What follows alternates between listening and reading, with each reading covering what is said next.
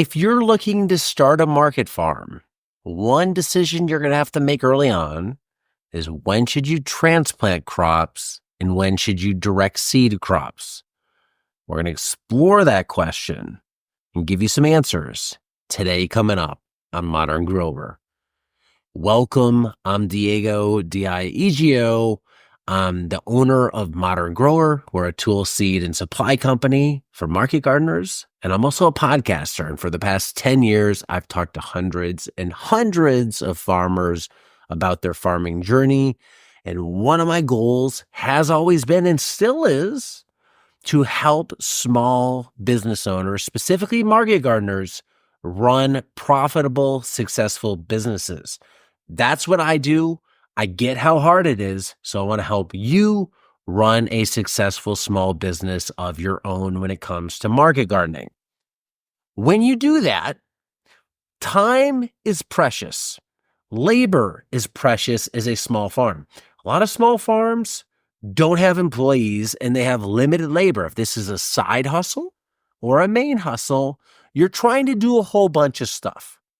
So one of the key considerations you have to have when deciding between doing anything is how much time does it take? And is the juice worth the squeeze? Is what I'm going to get out of doing this worth the time and money I'm going to put into it? And when it comes to direct seeding versus transplanting, there are definitely cost trade-offs, yet some important considerations you need to consider when thinking about when to do what. And I've done a full long form video on this. I'm trying something new. I'm making a short form video because some people like shorter videos. So this is the short video. If you want to watch the long one, just go back on the channel and you'll find the long one. So direct seeding versus transplanting. Direct seeding has a few key benefits. Number one is it's fast and simple. It requires minimal labor, making it highly cost-effective and easily scalable. It's straightforward, it's mechanized with easily available equipment, and that equipment is easy to maintain and use. So that's the big win. Whenever you have a choice and you can get good in-field germination by direct seeding, direct seed. That's a rule. If you cannot get good in-field germination, then you may have to look at transplanting. Well, why might you not get good in-field germination? Climate, pests, time of year, seed type, amount of light available, soil temperature, there's a lot of factors. But if you just ignore all those factors, if you can run that seeder up and down the bed, and everything comes up, do that. It's cheap. It's easy. There's a ton of equipment to do it. That equipment's easy to train somebody to use, and it's easy to maintain. The main seeder on the market's the Jang seeder. We sell that at shop.moderngrower.co. A lot of other people do as well. There's also the Earthway seeder, available at places like Amazon.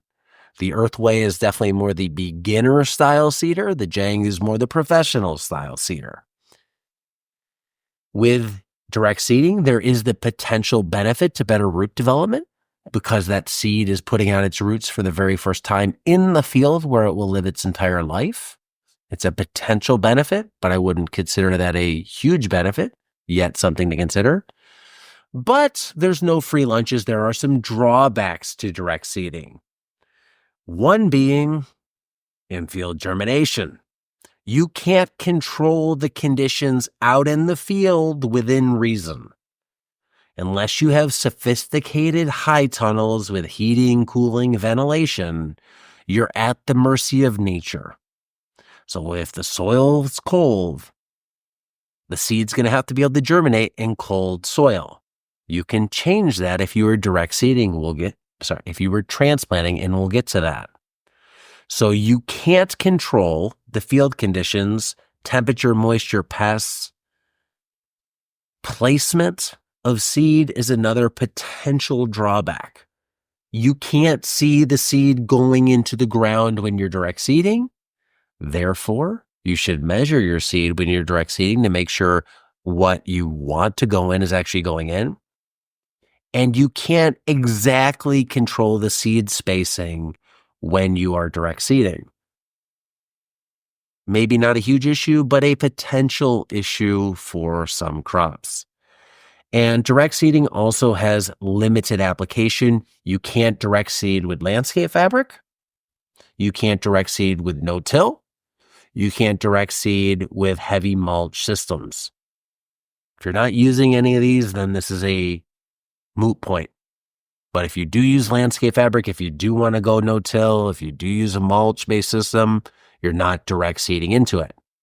So if you're not going to direct seed, you need to get that plant into the ground somehow, and that's where transplanting comes in. Transplanting is simply growing the seed out in a cell tray in the nursery and then bringing it out into the field and using your old hand to put it into the soil. The big benefit of transplanting is controlled germination conditions. You control everything that seed gets to get started with its new life. How much water, how much heat, how much airflow, how much nutrients, what type of soil it's in. All of that is under your control. And this can usually lead to better or faster germination. You may have to do this with certain crops that have real finicky germination genetics. A lot of flowers you could never direct seed. I mean, some flower seed is just too weird shaped to run through a seeder, and some of it's also too small.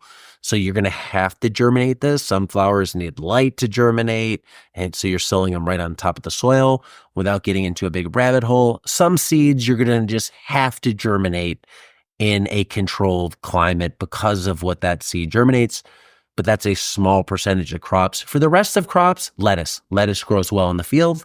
Lettuce also grows well in a greenhouse when you're germinating it. And guess what? You plant it in the field, you plant it in a cell tray, you're going to get faster germination in the cell tray than you would in the field. Another huge benefit to transplanting is you can start to stack productivity or production. What I mean by that is if a crop's in the field and I know I'm going to harvest that crop in 30 days, I can start transplants today that'll be ready in 30 days. So in 30 days, when the first crop comes out of the field, my second crop is immediately ready to go into the field, and it's already been growing for 30 days. So if you have limited land, being able to stack production like this is huge. If we were direct seeding, we couldn't do that. We'd have to harvest the crop after 30 days, direct seed, and then it would take time for that crop to germinate and grow. So you get a head start when you germinate and then transplant. Transplanting is versatile.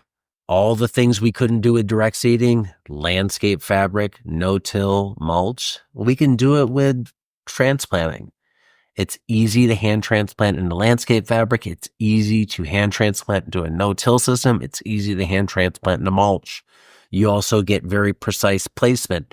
Since you're putting the seedling into the field, you can put it exactly where you need it, exactly where you want it, and you know exactly how many are going out. When you're putting seeds into the field with the seeder, you kind of know what's going on, but you can't see it, so you can't verify it until it comes up. The other advantage of transplanting is you get an early start on the season. If it's March 1st and you're too cold in your area, you could direct seed a crop in the field, but it might not germinate if it requires higher soil temperatures. It's just too cold. But you could start that crop in the nursery and then transplant it on April 1st after it's germinated when it's bigger, hardier, more robust, and maybe more ready to take on conditions. So you can get a jump start on the season. That's another advantage of transplanting. But again, drawbacks. Very much labor intense, higher investment, Probably 8 times more time is required to do all the steps required with transplanting than direct seeding. You have to have a lot of trays, so you have to have all this material, soil, space, some sort of germination area, propagation area. You have to have the trays. There's a lot of equipment. So when you look at how much time and stuff and space you're investing into transplanting, there's a significant investment there. You may have to do it. It may be worth it, but it's a potential drawback compared to direct seeding. You just buy one seeder and that's it. It's small and it doesn't have any of this complexity that goes with starting seedlings. Because it's not just a foolproof. You don't just put the seed in the salad tray and 30 days later it's ready to plant. Things can go wrong. It's a whole process to manage. It's a learning curve. Very different than just running the seeder up and down the field, although that has its own learning curve as well. Direct seeding has benefits. Direct seeding has drawbacks. Transplanting has benefits. Transplanting has drawbacks. Now let's look a little bit at the basic process comparison. If you're going to direct seed a standard market garden bed, 30 inches wide, 100 feet long, you're looking at about 15 minutes. That's equipment setup and seeding the bed and weighing your seed. Very fast, very easy. When you talk about transplanting crops into that same 100-foot bed, you're looking at about 120 minutes, 8 times more time. That includes all the nursery work that you have to do, the 30-day growing period. Now, I'm not adding up all those hours, but during that 30 days, you have to manage the seedlings, water them, make sure they're okay, maybe move them around, do everything you need to do. Then you need to bring it out into the field, prep and plant the bed. And that all takes time, and it's a significant time investment. So at the end of the day, think about your crop. Look at what other market gardeners are doing. This is not new age astrophysics where we're not quite sure what we're learning here. This has all been done for decades. People have perfected this with the tools available today. There's a ton of resources out there. Find out what other growers are doing in your area. If most growers are direct seeding a crop, do that. It's cheap, it's fast, and it's easy. If most growers in your area are transplanting a crop, that's probably the way to go. Now, don't assume it is. Maybe ask, why are they transplanting and how successful of results are they having? And if you get those answers, you may find, well, I have to transplant because of the weather, or this crop just doesn't do well when you direct seed it. Salanova. You're never going to direct seed it. You're always going to transplant it. That's an easy hack. So there's certain crops that you always transplant. There's certain crops you always direct seed, and there's ones that could kind of go either way based upon personal preference, context, time of year, and other variables.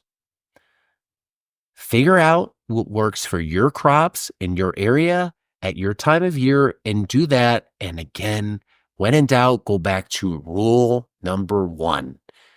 If you get good in-field germination, always direct seed instead of transplanting. I hope this helps. If you're looking for transplanting equipment, seed trays, direct seeders like the Jang, we have all of that at shop.moderngrower.co. And I have a ton of resources available to help with how do I direct seed with the Jang? How do I transplant with the paper pot? All that information is out there for free. Nothing's behind a paywall. I don't have any sort of multi-$1,000 online course that I'm going to sell you. Everything we're giving you in terms of information, at least, is free. So take that, use it, eat it up, and hopefully you'll have a profitable, successful farm journey. If you have questions, drop them in the comments below and we will help you out. Thanks for watching. Till next time, be nice, Be thankful and do the work.